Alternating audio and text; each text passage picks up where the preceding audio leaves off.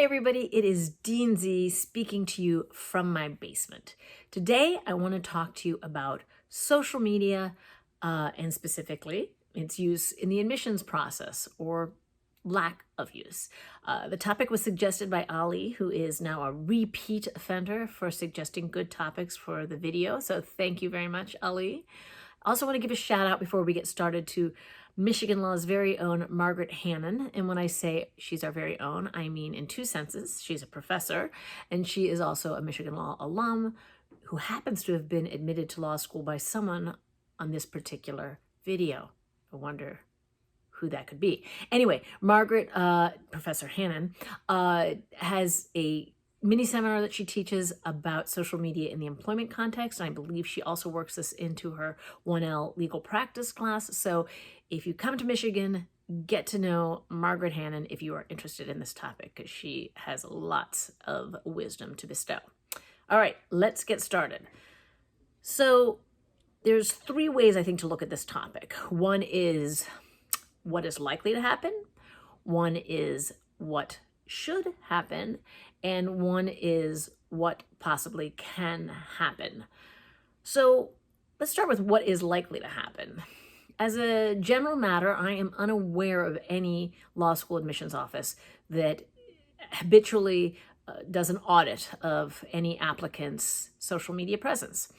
So the chances are pretty good that your embarrassing pictures of keg stands will not make their way to the attention of the admissions office and you will escape unscathed. But lawyers are big fans, both by temperament and by training, of thinking about worst case scenarios, what possibly could happen. So I'm going to spend most of this video talking about that. And as a segue to that, let's talk about what should happen. What are the ethics of using social media in the admissions context? There is a pretty, I think, solid school of thought that says it's not ethical to explore social media, as part of the admissions process, assuming you don't tell people that's what you're going to do. We ask you a lot of questions as part of the admissions process, and to go outside of that information without saying we will also be looking at XYZ, I think, as part of the decision making, I think is shady at best. But that said, there is no definitive resolution of that issue, and it is certainly not illegal or formally improper to do it. So it definitely could happen, which leads us to the exciting main topic here of what possibly could go wrong with your social media presence. So again, with a nod here to Professor Hannon and her mini seminar on social media and employment, I'd like to start by noting that if you're applying to law school, it's probably because you have your eye down the road on some law job. And however unusual it may be for admissions offices to look at social media, it is not at all unusual for legal employers to do so, particularly private sector, big law kinds of employers. They routinely do that. And so you might want to just clean up your presence right now while you're thinking of it before you get to law school and are trying to snag a job and they are less enamored of your keg stands than maybe your friends are. Or I would be. I mean, I think, keg stands are fine. Okay, so, that's something to just think about at the outset. Why not just take the bull by the horns, as it were? And by that, the bull and the horns, what I'm talking about is, make many of your accounts private. Just be conscious and mindful of what you are posting. Maybe delete, posts that are going to look scandalous.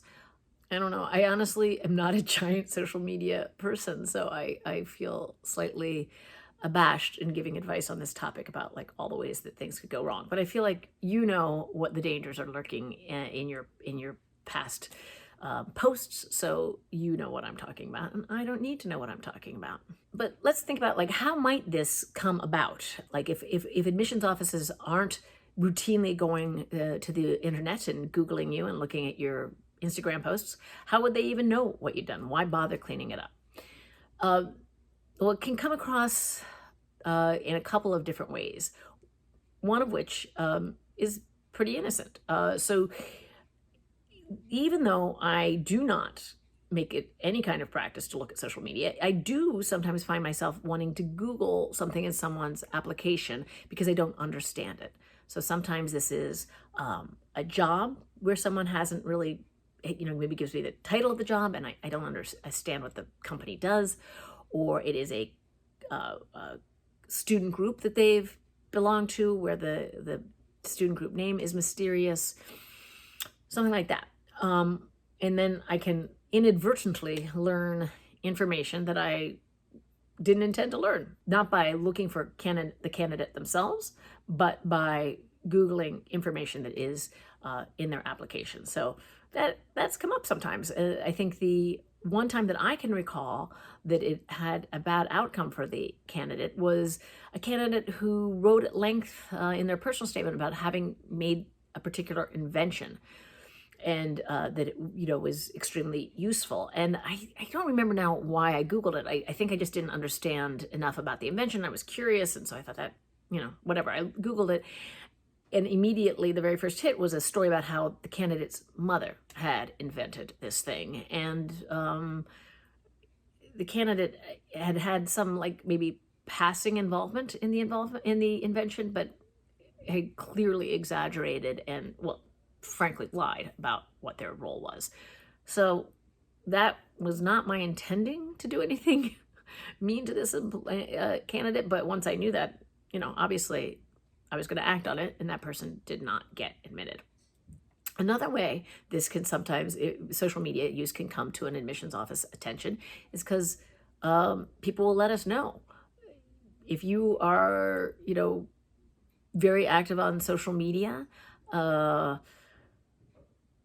saying extremely objectionable, threatening sorts of things to people, we sometimes get anonymous or sometimes identified emails from people alerting us to this. I have not had that happen, so I can't say with any authority how I would actually approach it, but I would take it seriously and I would look into it. I would probably immediately involve our general counsel's office before I went too far, but I know of other law schools that have had that happen and that people are promptly de-admitted if it's at that stage, if they've already been admitted or not admitted at all, if that's where they are.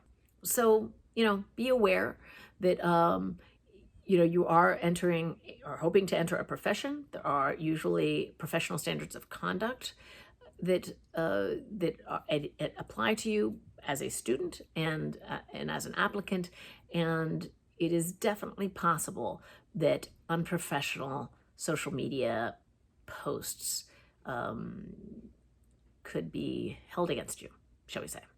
One thing that I think that gets applicants worry about that, or a couple small things that applicants worry about that I don't think they need to worry about. One, political points of view. Should you not express those? I mean, I would think about the tone that I was using, but definitely I would not at all worry about putting your political point of view out on Twitter, I think, or wherever. I think that's absolutely not something an admissions office is going to care about or find objectionable. So, or is likely to find out about, frankly, except in a very extreme circumstance where, again, it got someone's attention and they sent an email to the admissions office. Another thing that someone asked me, actually it was Ali who asked me, the person who suggested this episode, he said, should I make sure that my LinkedIn profile matches my resume? I don't think that's necessary. I would always assume that what is on the resume is the most up-to-date piece of information, and I would never go looking to someone's LinkedIn profile for more information. But I guess I think, why not make it consistent? Because I think you're supposed to keep your LinkedIn profile up to date if you are using one. So that's easy. And then the third area that I have been asked about that I think people don't need to worry about is are admissions offices talking to each other about candidates? I'm not completely sure on what people have in mind when they're worried about this. But I can tell you that I don't talk to my counterparts from other schools and say like, "Hey, I want to admit Sarah Smith.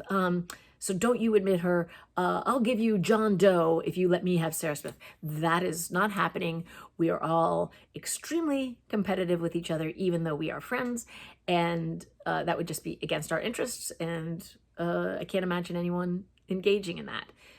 That said, it is possible that if someone is exceptionally disruptive, and I'll use the word weird in the admissions process, that might be something that gets out. So I remember vividly getting a text one day when I was reading files from my counterpart at another school to me and to a few other admissions people saying, like, "Do any of you also have an application from John Doe?"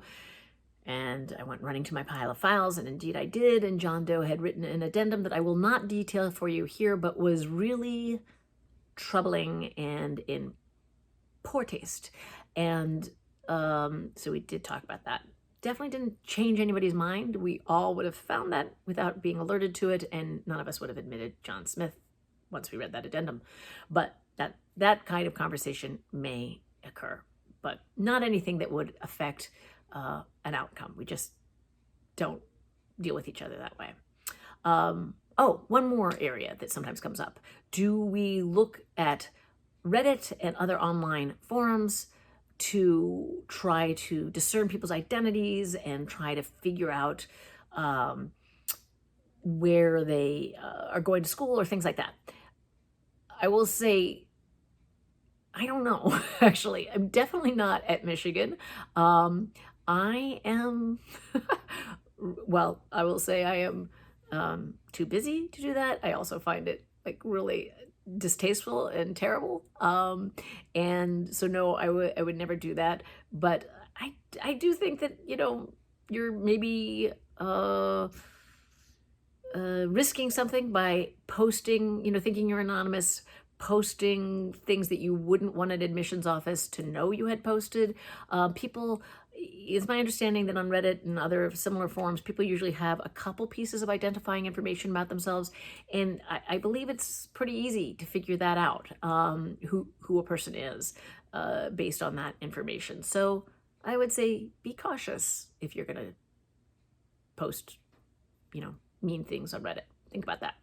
All right. That is all I have to say on that topic. Thank you for listening.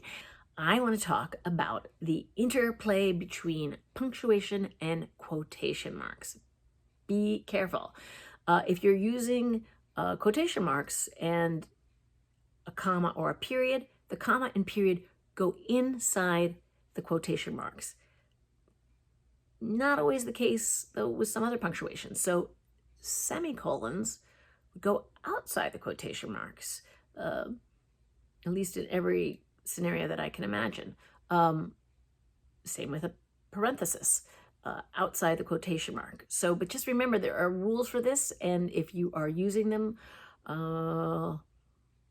look it up, because it looks like, if you know the rules, it looks really weird when they are not followed. I feel particularly strongly about the comma and period quotation mark exchange, as someone in my office knows, because we had a long conversation about it. I must be a real pain in the rear to work for. Let me just admit that.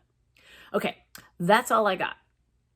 I'd love to hear your feedback and suggestions.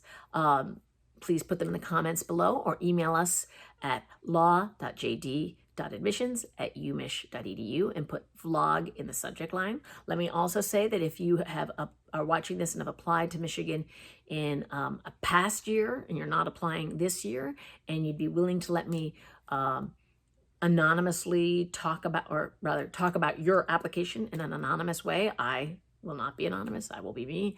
But if you're willing to do that, please email me and let me know that too.